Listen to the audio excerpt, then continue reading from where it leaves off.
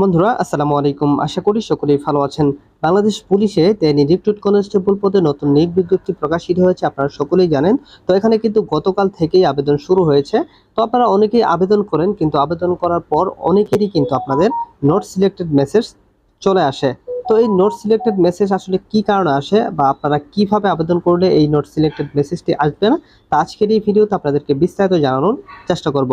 So ভিডিওটি আশা রাখছি না টেনে শেষ পর্যন্ত দেখে যাবেন। তো মূল ভিডিওতে যাওয়ার আগে আপনারা যারা বাংলাদেশ রিক্রুট কনস্টেবল পদে আবেদন করতে যাচ্ছেন, তাদের জন্য লিখিত ও ভাইবা পরীক্ষার চূড়ান্ত একটি সাজেশন আমি পিডিএফ আকারে নিয়ে এসেছি। আপনারা চাইলে এই সাজেশনটি আমার কাছ থেকে সংগ্রহ করতে পারেন।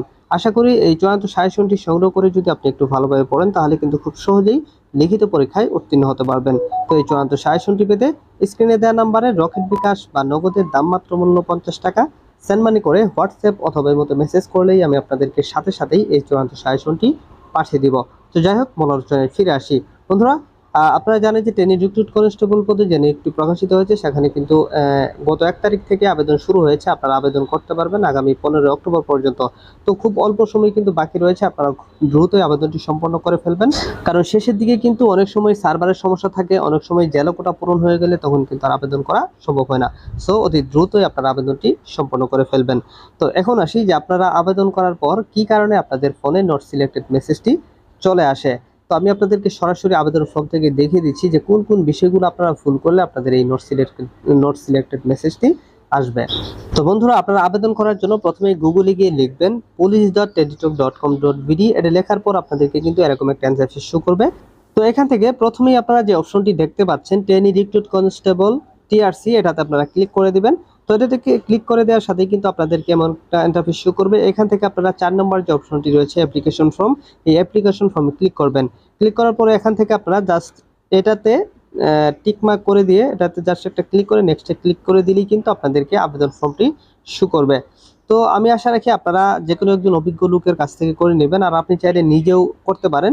যদি আপনার সন্দেহ থাকে যে আমি আবেদন করলে আমার ভুল হতে পারে, সেক্ষেত্রে আপনি একজন অভিজ্ঞ ব্যক্তির কাছ থেকে আবেদনটি করে নেবেন।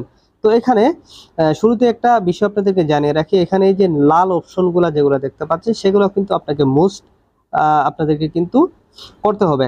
এখানে দেখেন এই যে লাল চিহ্নগুলা, সেগুলা কিন্তু আপনাকে অবশ্যই পূরণ করতে হবে। এই ঘরগুলা যদি আপনি পূরণ না করেন, তাহলে কিন্তু আপনার আবেদনটি সম্পূর্ণই হবে না। তো এখন আসি যে আপনাদেরকে কোন কোন বিষয়গুলা পূরণ না করলে বা কোন কোন বিষয়গুলো ভুল করলে আপনাদের নট সিলেক্টেড মেসেজটি চলে আসবে। তো নেট সিলেক্টেড মেসেজটা আসলে কি কারণে আসে? আপনারা জানেন যে পুলিশে কিন্তু ব্যাপক পরিমাণ প্রার্থী আবেদন করে।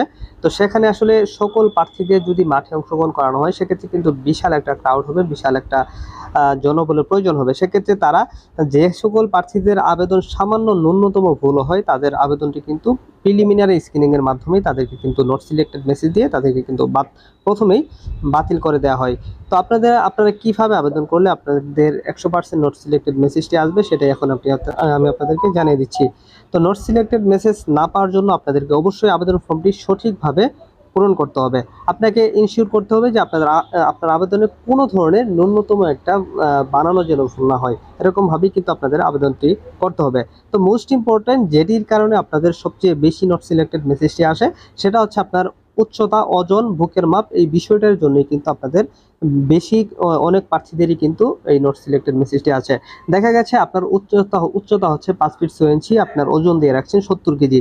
সেক্ষেত্রে স্বাভাবিকভাবেই আপনি কিন্তু বাদ পড়ে যাবেন, কারণ এখানে উচ্চতার সাথে আপনার ওজনটা কিন্তু একটা আদর্শ যে স্কেল রয়েছে, সেই স্কেল অনুযায়ী হতে হবে। আপনার অবশ্যই আদর্শ স্কেলটা দেখে তারপর আপনার উচ্চতা কত, আপনার ওজনটা কত হতে হবে, সেই অনুযায়ী আপনার এখানে বসিয়ে দিবেন।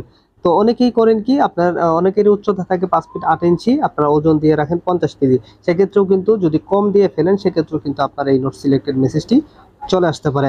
আশা রাখছি আবেদন করার সময় এই বিষয়টি অত্যন্ত গুরুত্ব সহকারে দেখবেন এবং অত্যন্ত সচেতনার সাথে, যাতে কোনো ধরনের ভুল না হয়, আপনারা এই দিকটি অবশ্যই একটু খেয়াল রাখবেন।